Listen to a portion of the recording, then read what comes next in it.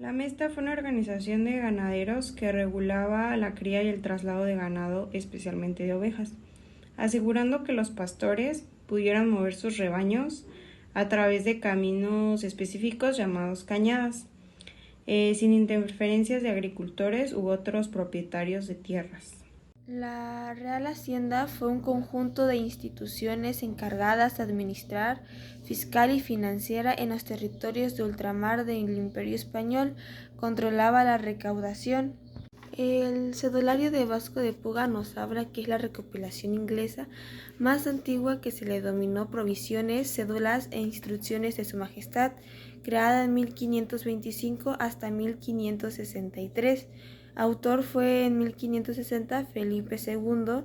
Le ordenó a Velasco la información de una recopilación de las disposiciones existentes del archivo virreinal de la Audiencia.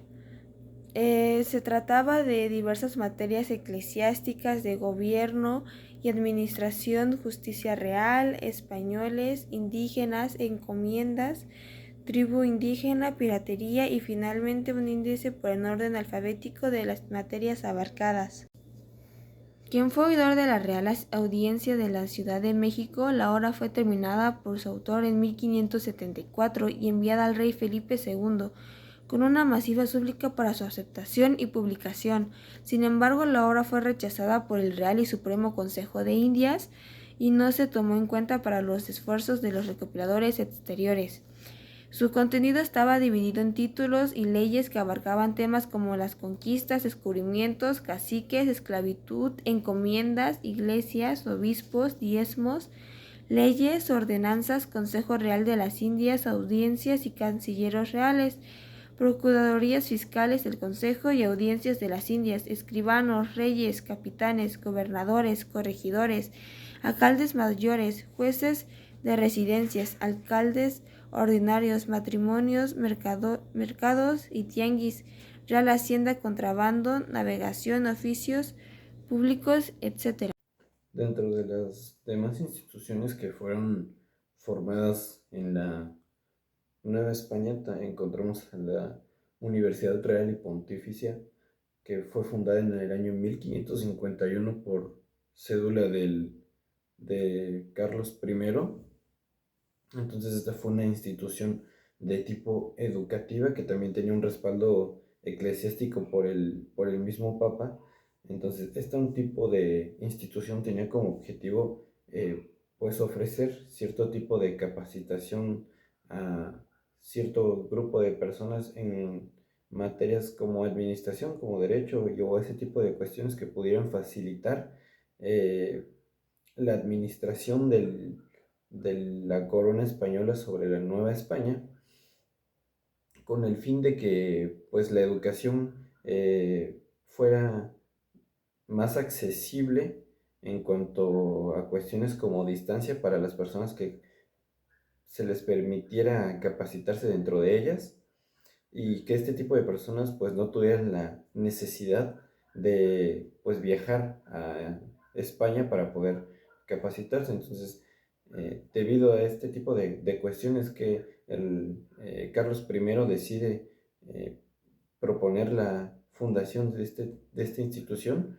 y, y a pesar de que esta institución hoy en día es conocida como la UNAM, que es la mayor institución educativa dentro de nuestro país.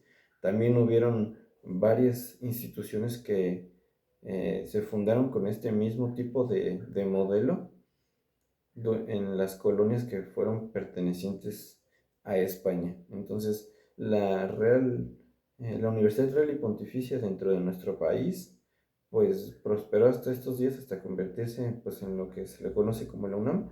En aquellos tiempos, además de ofrecer este tipo de carreras, pues también otorgaban ciertos títulos a las personas que cursaban dentro de ellas, además de estar respaldados por la iglesia. Entonces también tenían las personas que cursaban por este tipo de instituciones, pues tenían, por así decirlo, dos respaldos, uno educativo y otro religioso eclesiástico. La Capulata de las Leyes de Indias, la gobernación espiritual y temporal de las Indias, autor, el Consejo de Indias designó a Juan López de Velasco para que iniciara los trabajos de reunión de los materiales legislativos. Los trabajos se iniciaron en 1562, incluyeron todas las disposiciones promulgadas desde 1493, incluidas las revocadas, las suspendidas y las caídas de desuso, lo que dio un total de 9.170 disposiciones distribuidas en 7 libros. En el libro primero habla acerca de materia espiritual, jerarquía eclesiástica, cedular y irregular, misiones, erección de iglesias y catedrales, inquisición, universidades, hospitales, libros, inmunidad eclesiástica y en el libro segundo del gobierno y administración de las Indias desde el nivel virreinal hasta el municipal, instituciones indianas, descripciones geográficas, descubrimientos, nuevos poblamientos. En el libro tercero nos habla sobre todo lo concierne a la República de Españoles. En el libro cuarto de la República de Indios, conversión, cristalización, buen tratamiento, encomiendas y demás temas relacionados con la población indígena. En el quinto habla de la administración de justicia en diferentes niveles. En el sexto, dedicado a la Real Hacienda y su organización indiana. En el séptimo, de comercio y la navegación y las flotas. La judicialización indiana se refiere al proceso mediante el cual la administración de justicia en los territorios de la América Española, conocido como las Indias, se formalizó y estructuró a través de instituciones judiciales específicas, como las audiencias, las provincias y de jueces. Este término implica la aplicación de derecho castellano junto con el derecho indígena en ciertas cosas, consolidando el sistema judicial en la Nueva España y otras colonias. Proyecto de Juan de Ubaldo. Juan de Ubaldo fue presidente del Consejo de Indios de 1571 a 1575. Tomó como antecedente la tarea realizada por Velasco hasta 1569, inspiradas en las 7 partidas, trabajando en la recopilación de las disposiciones hasta 1570, y alteró el orden de los 7 libros de las copulatas, divididas a su vez en títulos, leyes y ordenanzas. En el libro primero habla de la gobernación espiritual, libro 2, la gobernanza temporal, libro 3, justicia, libro 4, de la República de los Españoles, libro quinto, de la República de Indios, y libro sexto, de la Real Hacienda, y el libro séptimo, que habla de la contratación y navegación. El cedulario de Diego de Encinas, tras la muerte de Juan de Ubaldo, interrumpió la tarea de la recopilación, por lo que, dada la necesidad de contar con un remedio para el caos legislativo indiano, el Consejo de Indias le encargó en 1582 a Diego de Encinas que retomara los trabajos y realizara una recopilación para las leyes por el género y materia. Autor Diego de Encinas iniciaba en 1582, incluyó la obra y presentó en diciembre de 1595. El contenido contenía las recopilaciones del Consejo de Indias y del Rey. El cedulario no abarcó todas las disposiciones de cédulas y creadas a partir del descubrimiento de América, sino únicamente fueron útiles a los trabajos del Consejo de Indias. Como objetivo, pues regular las problemáticas que podían sufrir o llegar a tener los indígenas en cuestión legal o económica. Este tribunal pues tenía como objetivo pues regular este tipo de conductas que pudieran llegar a perpetrarse por alguno de estos individuos, y la forma en la que funcionaba este tribunal pues, o el organigrama o las personas que lo podían componer a la hora de juzgar o llevar a cabo una problemática, pues principalmente pues era el juez. De ahí habían representantes que podían llegar a tener los indígenas, y los escribanos, que eran las personas que pues se encargaban de poder llevar a cabo toda la documentación relacionada a este tipo de problemáticas en la Nueva España. Entonces este tribunal fue de los principales tribunales que por primera vez consideraron otorgarle algunos derechos a los indígenas, así que su propósito pues fue demasiado importante para la preservación y el cuidado de este tipo de personas y de su de algunas de sus formas de vivir y de actuar.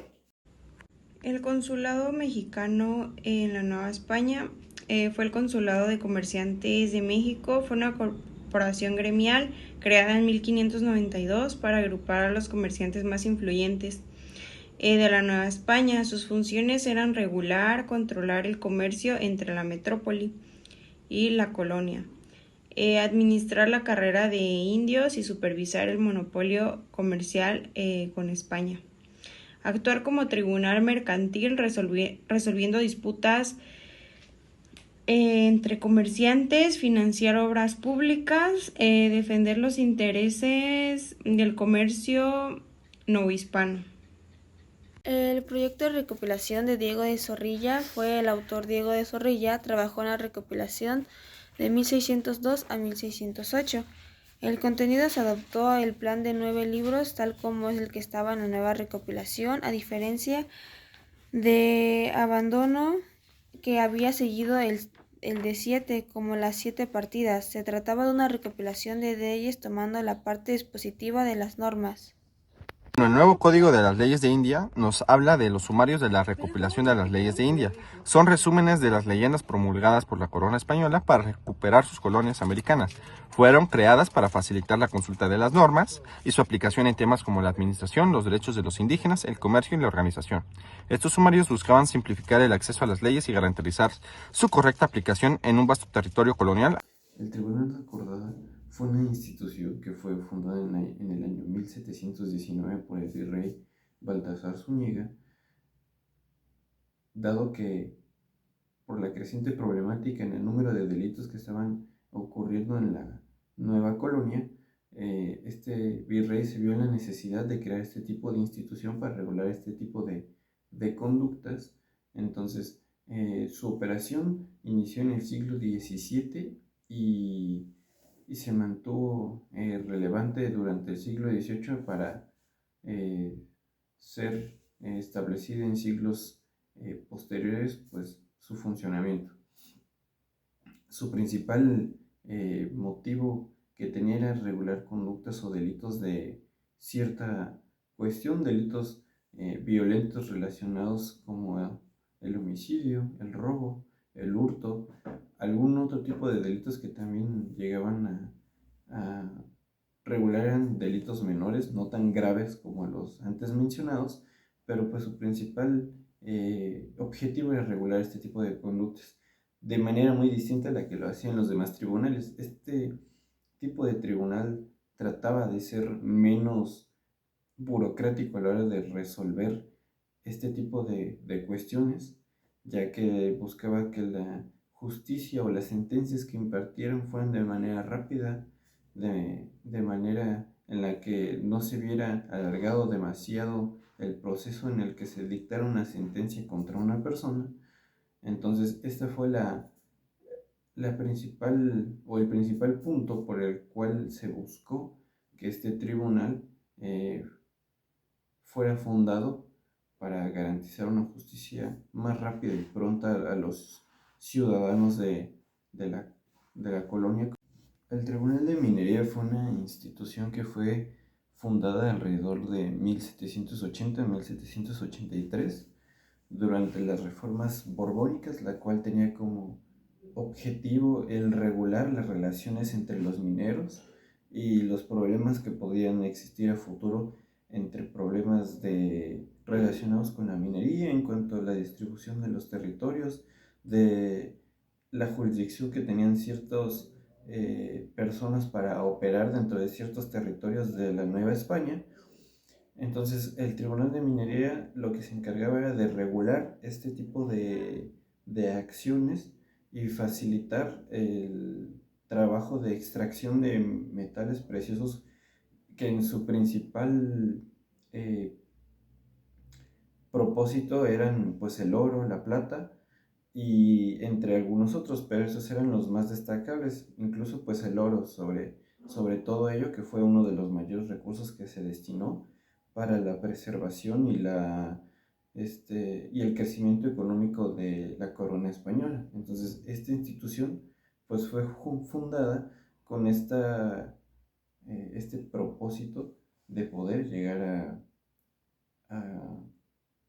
a regir este tipo de actividades. Además que en el año de 1783 se crearon nuevas disposiciones o leyes, las cuales todavía reforzaron este tipo de operaciones en la Nueva España. La justicia en la época virreinal y la justicia militar se refiere al sistema judicial que regía a los miembros del ejército y la mano.